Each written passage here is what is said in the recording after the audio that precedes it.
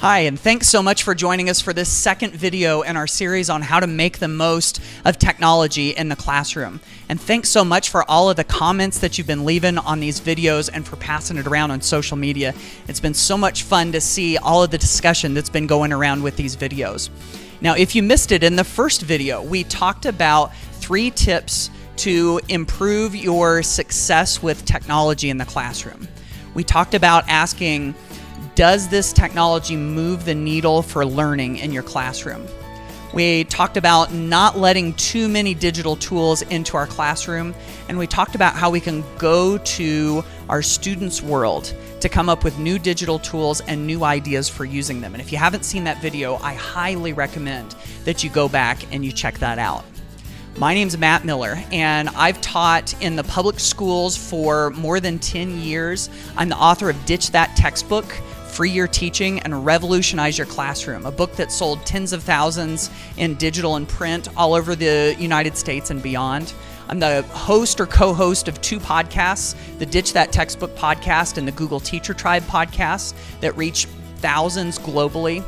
And I have presented at hundreds of events to thousands of teachers about how to use technology meaningfully in the classroom and to use it to boost learning.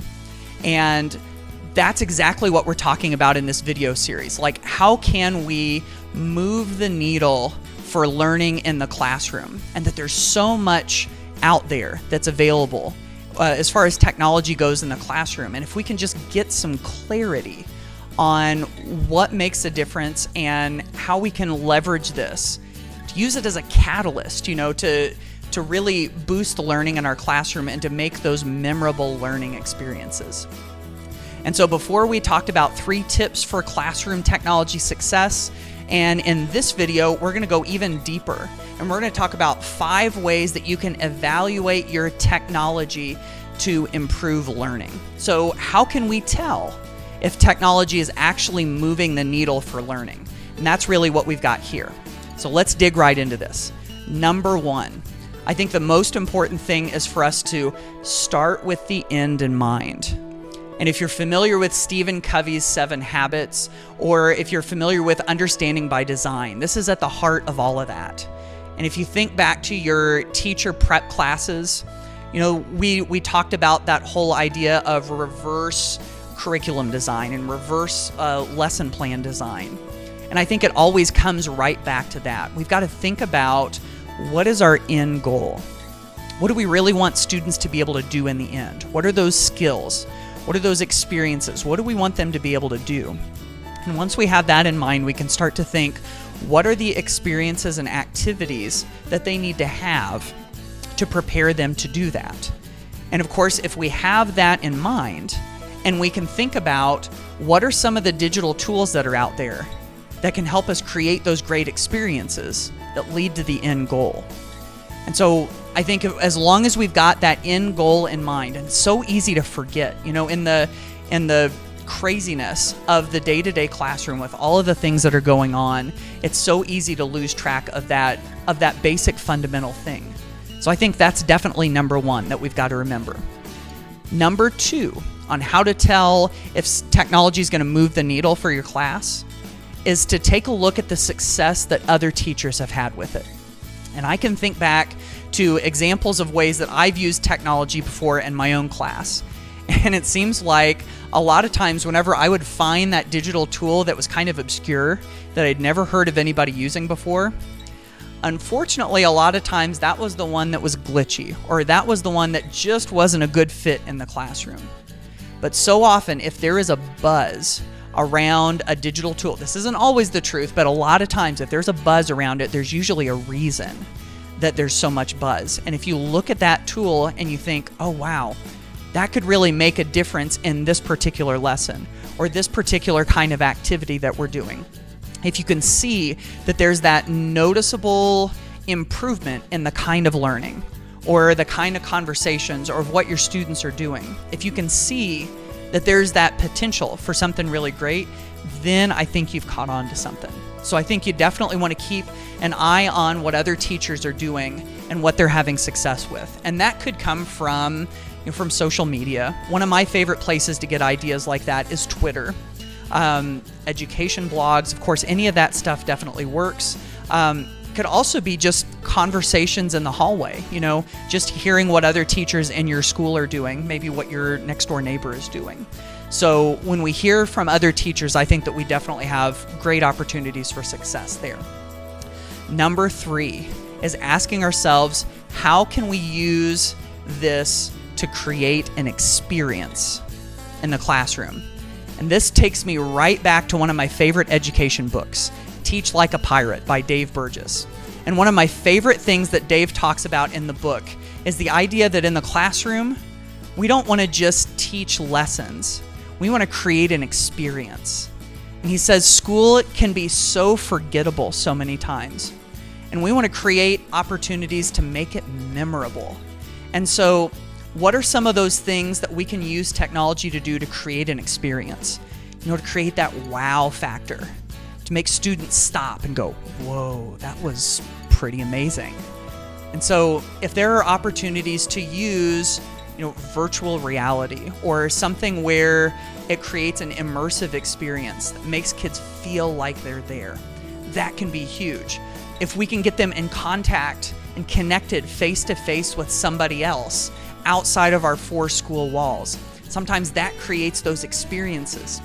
And of course, we know that if you have a strong emotional connection to a learning experience, then it is sticky in the brain for long-term learning. So I think we've also got to think about this one. How can we make an experience in the classroom using this technology? Number 4 is, how can we create engaging repetitions with the material? And we think back to those worksheets that we give students sometimes, and we see them all over the place still today. And a lot of times the reason teachers use worksheets, and that I've used them in the past before, is because we want to get students repetition with the material.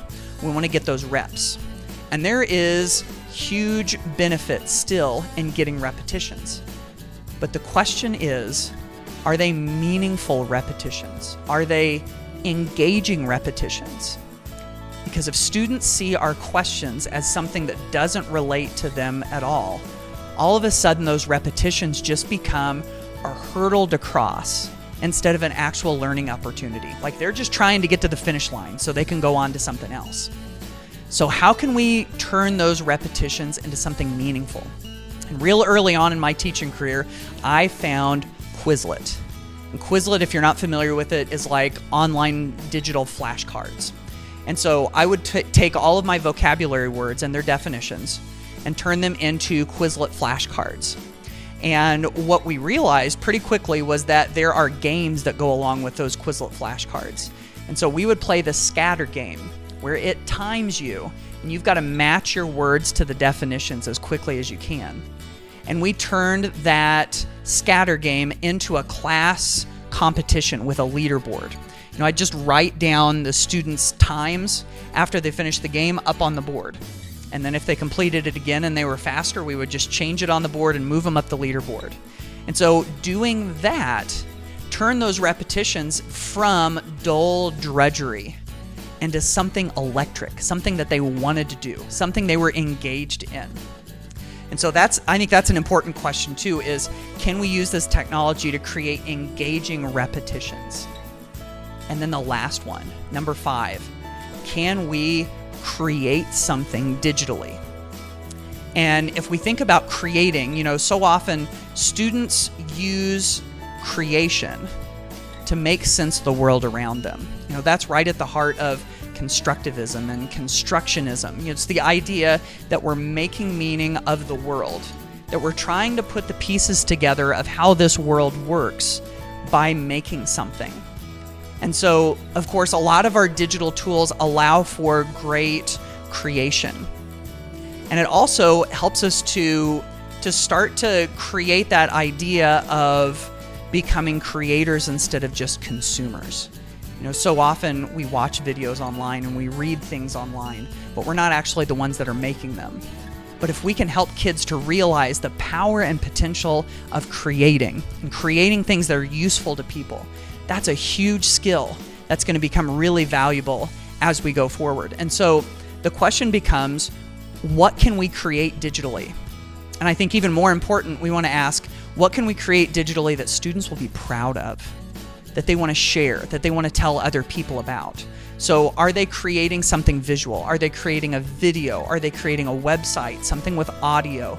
You know, the possibilities are limitless. There's so many different things that teachers are doing in their classrooms to help students create. So those are some of the things that I think we can do to tell if we're moving the needle. You know, ways that we can evaluate that technology for maximum learning is to start with the end in mind, is to find out what other teachers are having success with, is to figure out how to make it an experience, how we can make engaging repetitions, and then how we can create something. And of course, with all of these, you know, there are some questions that come up too. And, you know, I've done presentations on these very things, and some of the things that teachers always seem to wonder about. One of the big ones is this, because this one has a lot to do with kind of like self-doubt, which is a real issue when it comes to teaching, isn't it? And the question is, what if I try some of this stuff and it doesn't go well? What if I try this and I fail? Because I don't know exactly what it's supposed to look like, but I want to do it. What happens if there's that failure? And you know, I think inherently we try to avoid failure. That's just human nature. You know, we don't like to fail. But what I've found is if I've tried something that I don't have a whole lot of experience with, and I'm willing to at least give it a shot and give it my best shot, first of all, a lot of my fears about failure never really happen. But even if they do, because we've all had those lessons where things blow up in our face, you know, those busted lessons. Sometimes when you have those lessons, a lot of times I've had students tell me, you know, thank you for at least trying something different. They really appreciate your willingness to innovate and to try something creative. And then sometimes they also come away with from those lessons with something that they've learned that you didn't even expect. You know, every once in a while I've had students come up to me and say, you know, I really remember this and this and this about that lesson. And I'm going, were we in the same room? You know, did you see the same lesson that I was teaching? Because that's not what I thought that you would have come away with. So even sometimes when we think that we've failed, a lot of times it's not as bad as what we think. Another question is, what if I want to try some of this, but I'm not sure how it's going to go? And I have to kind of like prove to others that this is worth doing. And this is a lot of times if you're worried about parents or your school administrators or leadership in your school district and trying to prove that this is something worth doing. And I found with that, a lot of times if you can start small, you know, maybe do a little 5 or 10 minute activity. Maybe do, you know, something small at the beginning or end of your class, and then just gauge the results of it. It's like what I was saying in the previous video. The results don't have to be points in the gradebook. They don't have to be measured in standardized test scores. But if you can see that look on a student's face, or if you can see the quality of their responses and their discussion improving, those are some worthwhile results right there.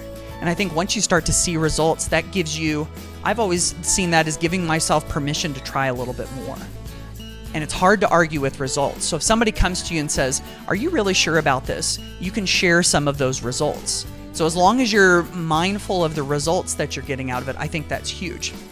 And then another question that comes from all of this is that, of course, there's so much available out there digitally. Do we have to use all of it? Let me let you in on a little secret. I don't know about all of it. You know, I don't know all of the digital tools. I don't know how they're all used. I don't know every single feature out of all of them. So the great news about that is that it's not necessary to know about all of it.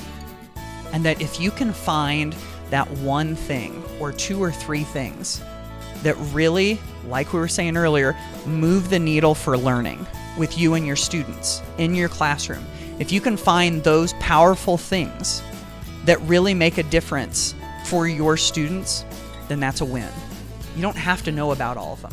There can be other ones that would be really great that maybe you'll learn about later, but for right now, if you can find what works for you and your kids, then you're in great shape. So you definitely don't have to know about all of them.